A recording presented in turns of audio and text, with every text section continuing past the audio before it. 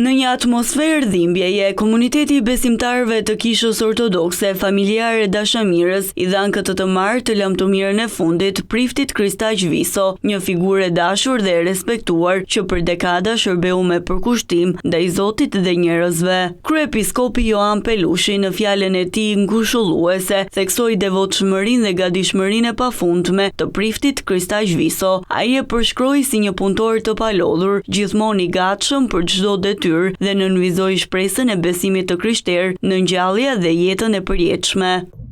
Ne japim përshëndetjen e fundit vllajt tanë të dashur, prifti Kristo, i cili do të qëndrojë gjithmonë në memorien tonë si një punëtor i palodhur dhe i papërtushëm.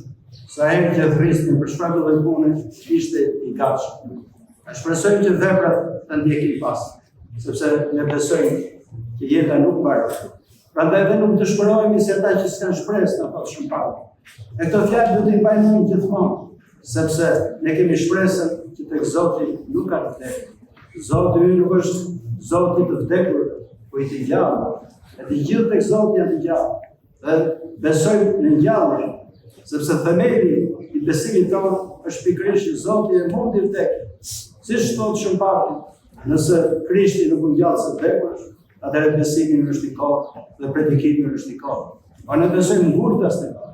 Dhe Pashka ka mbetur gjithmonë qendra e besimit krishterë ortodoks. Dhe besojmë që një ditë të gjithë do ngjallen nga Perëndia e gjithë do bashkohemi. Kjo na jep shpresë. Ne dëshpërohemi kur largohen njerëz të dashur, edhe i dhërohemi për të gjë. Po nuk dëshpërohemi si ata që s'kan shpresë, sepse ne kemi shpresë të ngjallje. Lutem që Perëndia ta presh shpirtin e tij në tendën e të drejtë.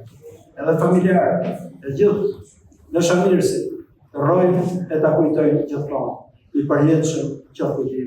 Atë Kristaq Mërtiri, mik i ngushtë dhe bashkëshërbestari i të ndjerit, ndau momentet e fundit të jetës së priftit Kristaq Viso. Ai tregoi se ngjarja tragjike ndodhi gjatë një pune vullnetare në çatinë e një kishe, ku po përgatiteshin materiale për restaurimin e manastirit të Çifligut. Edhe këtë ditë kishi punë çati edhe mund të them kështu hapur që ishte në çatinë në kishë ku shërbej unë, në Shëntriada në Vorezat. Për të hequr disa llamarina, të cilat do të ishin edhe për të bërë restaurimin e kësaj kishës manastirit, që se kemi një manastir këtu në Çiflik, se janë dëmtuar ato qeramitet, tha ti marrim, tha ti heqim ato, tha edhe në mënyrë që ti bëjmë funksionale.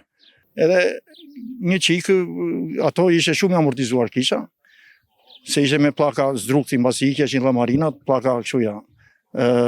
Tallash o beton ose tallash i presaru. Edhe kisha për 30 vjeç ndërtuar ato edhe në kohën që nga avuj, nga kondensimi nga tëra, mundet që edhe të vetë që dëmtojnë edhe vetë, edhe nuk mund bajnë edhe peshë.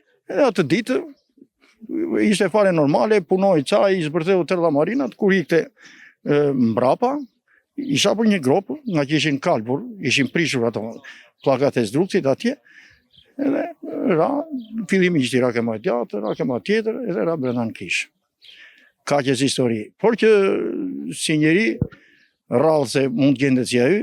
Atë Kristaq Mërtiri e konsideron Kristaq Vison si një prift shembullor që e kryente detyrën me shumë devotshmëri, si një njeri aktiv dhe shumë energjik, duke u qëndruar pranë qytetarëve në çdo moment. Si prift njeri ishte mund të themi një prift shembullor që e kryente me devotshmëri të madhe detyrën për shembull si ndaj Zotit edhe ndaj njerëzve, të cilëve ju shërbente. Nga ana tjetër ishte edhe njeri aktiv dhe shumë energjik. Pavarësisht se edhe mosha bën vetën se ishte rreth 66 vjet, edhe ai vazhdonte dhe aktivizoheshe jo vetëm në problemet shpirtërore që kishte, por edhe në problemet e tjera, në problemet fizike ose problemet materiale ose ndihmesa që i duhet kishte nga ana materiale. Prifti Kristaq Viso ndroi jetë mëngjesin e së hënës pas disa ditëve në gjendje të rëndë në spitalin e Tiranës për shkak të dëmtimeve të marra nga rrëzimi i tij nga çatia e kishës së Shëntriadës. Ai do të mbetet në kujtesën e besimtarëve si një njeri i përulur, aktiv dhe gjithmonë pranë komunitetit. Kujtimi i tij do të jetojë mes njerëzve që e njohën dhe që e deshën.